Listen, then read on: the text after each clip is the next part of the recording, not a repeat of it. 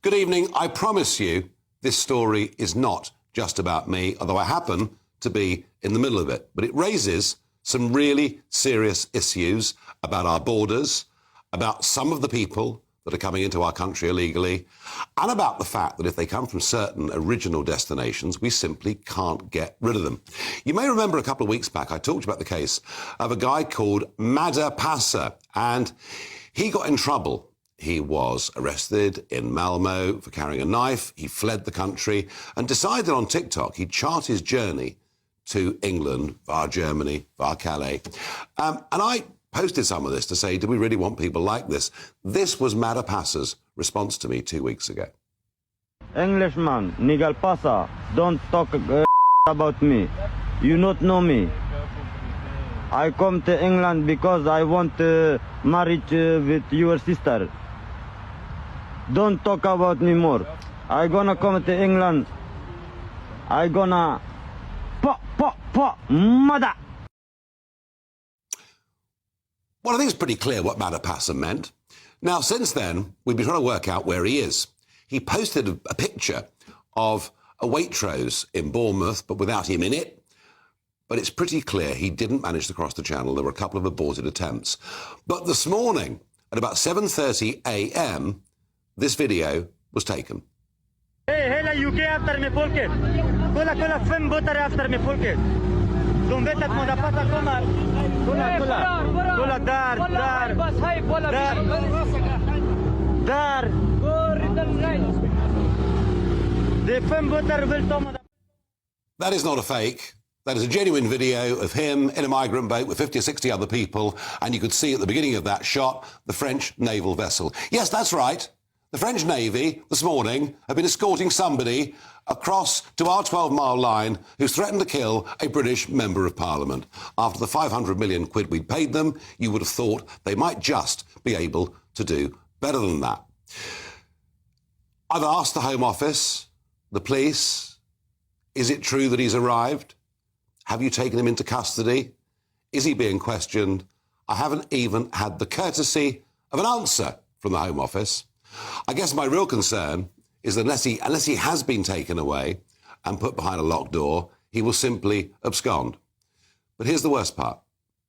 Because originally he comes from Afghanistan, we will not send him back to Afghanistan because we don't deem that to be a safe country, even though Germany are now sending planes back to Afghanistan. It could be, if he has permanent leave to remain in Sweden, that they'll take him. I don't know. I'm struck that if he's here, he'll be here for a very long time and possibly cost us a huge amount of money. Now, I'm joined now by human rights lawyer, Dr. Shoaib Khan.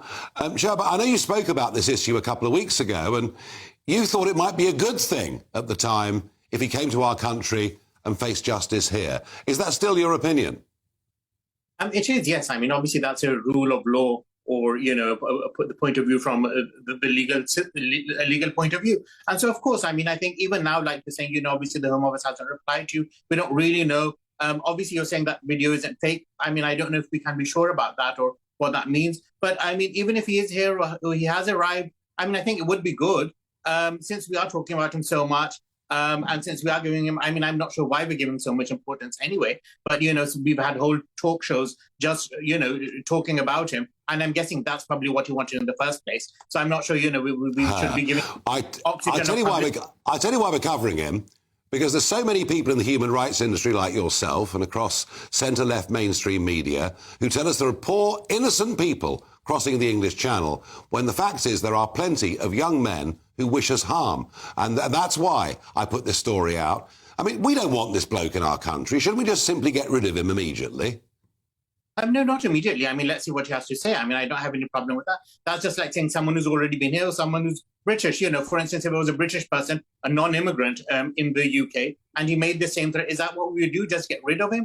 I mean, I think, there's this mentality about, send someone into exile, drive them to the end of town. I mean, I think that's quite medieval, isn't it? I mean, hopefully, we're a bit more civilized than that. We've developed, we have progressed a bit more than that. So to think, we have courts, we have police, we have the CPS, so yes, I mean, if we think the CPS, like you said, I did speak about it previously, and the point was, well, in fact, yes, we don't trust our police, we don't trust our courts, we don't trust the CPS, then I think that's the main issue here. We have to invest in those and develop and improve those systems. Because if we don't, then that's a really bad thing. Generally, that's a sad indictment of where we are as a country if we don't trust our legal system. But the point is, if otherwise, yes, if someone who's made these death threats, potentially a criminal offense, then yes, let's see what this legal system, how the legal system deals with them, what you have to say for yourself, rather than saying, I think we know what'll happen. Even if he goes to prison for a few months, he'll be here for the rest of his life and probably do us no good. Shoaib, thank you for giving us your view. Well, Shoaib not changed his mind at all on that, but I emphasise, I don't doubt his ability, but he is part of the human rights industry. I am joined in the studio by Oscar Redrop, former special advisor to Prime Minister Boris Johnson, and Susie Stride, political commentator. Welcome back, Susie. This issue, Oscar, when you were there with Boris in number 10, it was just beginning to explode, wasn't it? It was just beginning. It was in 2020 when I first went out into the channel to say, guys, we've got a problem. And it must have been in your time there that we had the Lid Airport event, the Rwanda scheme was launched. But even when you guys tried, that plane couldn't leave the runway because of a judge in Strasbourg. And still I see the Conservative Party leadership battle, split down the middle in a sense over this business of the ECHR. Yeah, it absolutely is. And there were some real, at times, cut-through moments where I think the Conservatives, when they were in power, thought they were making a bit of headway. I remember watching your videos down in, Dover, and it probably sent shivers down a lot of Conservative spines because you were really tapping into something that, the vast majority of people in this country want sorted. And I think Rwanda, in some ways, we were getting close, because we did need that deterrent. I still think we need that deterrent. I thought Lord Sumption wrote a brilliant piece and a brilliant case for leaving the ECHR, and actually the importance. Very powerful. It really was very powerful, and actually leaving something, creating something in its place, and actually being really pragmatic and saying, actually, it's not just enough to leave. We have to then form something really solid in its place. And you see instances, and I know, it's not about you, actually, and you're right to say that, like today, and we see these really high profile instance of people coming into this country and, communities feeling really on edge, and rightly so, about, who comes into this country illegally. And it will take real strong action. And that's why I think Rob Jenrick, I think he is probably right to ask that question of the party, and it will be a question for the party, whoever wins, the ballot's closed today. And I'm sorry, and I'm really sorry to say this, and I'm not just going to bash the Labour Party just for the sake of it, because that's boring for viewers, and I'll bore myself doing it. But I have no faith. Smash the gangs is a catchphrase, and that's as deep as it goes. No, and actually, I think the point, Susie, is that this issue caused the last Conservative government huge political problems. It's going to start to cause your party problems too. I mean, what would you do with a bloke like Madapasa? Do you think he should stay if he's here?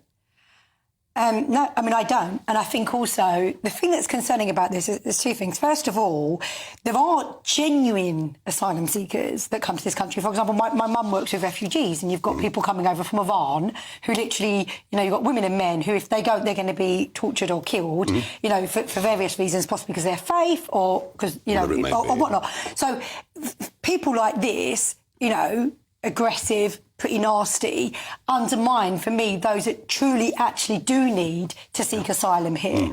I think on the immigration issue more widely, and I've said this time and time again, that the Labour Party, look, they know, and they need to know, but I think they know that this is a top issue for people, and we have to be humble and we have to listen and know this is a big concern for people, and you have to get to grips with it. But Oscar makes the point that smash the gangs doesn't mean anything.